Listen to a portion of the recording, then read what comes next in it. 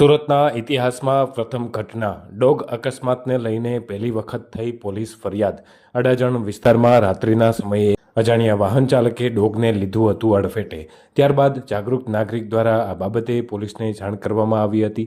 પોલીસે ઘટના સ્થળ પર પહોંચી પંચનામું કરી મૃત ડોગને પોસ્ટમોર્ટમ માટે ખસેડ્યો હતો। અડાજણ પોલીસે આ બાબતે અજાણ્યા ઈસમ સામે ગુનો દાખલ કર્યો હતો। સફેદ કલરની ઇકો કારના ચાલકે શ્વાનને લીધો હતો અડફેટે।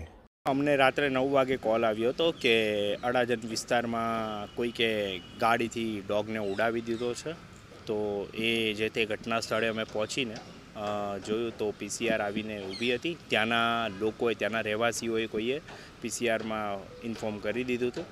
તે ઘટના સ્થળે આવીને ઊભી હતી। ત્યારબાદ અમે લોકોએ 100 નંબર પર અમે લોકોએ પીસીઆરને પાછો ફોન કર્યો, બોલાવ્યો, એનું પંચનામું કરાવ્યું અને ત્યારબાદ એફઆઈઆર દર્જ કરાવી।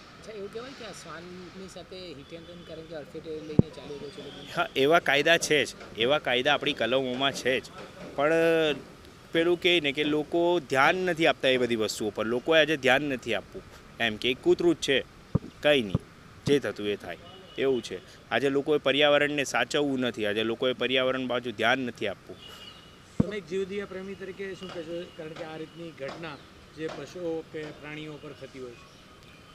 એવું જ કહેવા માગું છું કે લોકો આ બાબતે સમજે અને સુધારવાની ટ્રાય કરે, કારણ કે એ લોકોને આપણે જન્મ નથી આપી શકતા, તો આપણો એવો કોઈ જ હક નથી કે આપણે એ લોકોનો જીવ લઈ લઈએ, એવો આપણો કોઈ જ અધિકાર નથી બનતો।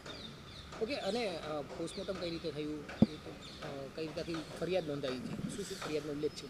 ફરિયાદ બસ એટલે એ જ આ એક્ટ વ્હીકલ એક્ટ પ્રમાણે કે જે તે ગુનાઓ અને જે તે કલમો દાખલ થયેલી છે, અને અમે એવું વિચારીએ છીએ કે જે પણ માણસ છે, જે પણ વ્યક્તિ છે, તેની પર કડક ને કડક કાર્યવાહીઓ થાય અને કડક ને કડક સજા મળે એને। પીએમ કઈ રીતે કરે, એનું ક્યાં થયું? હા, એનું સરકારી ચિકિત્સાલયમાં જ એનું થયું છે પોસ્ટમોર્ટમ।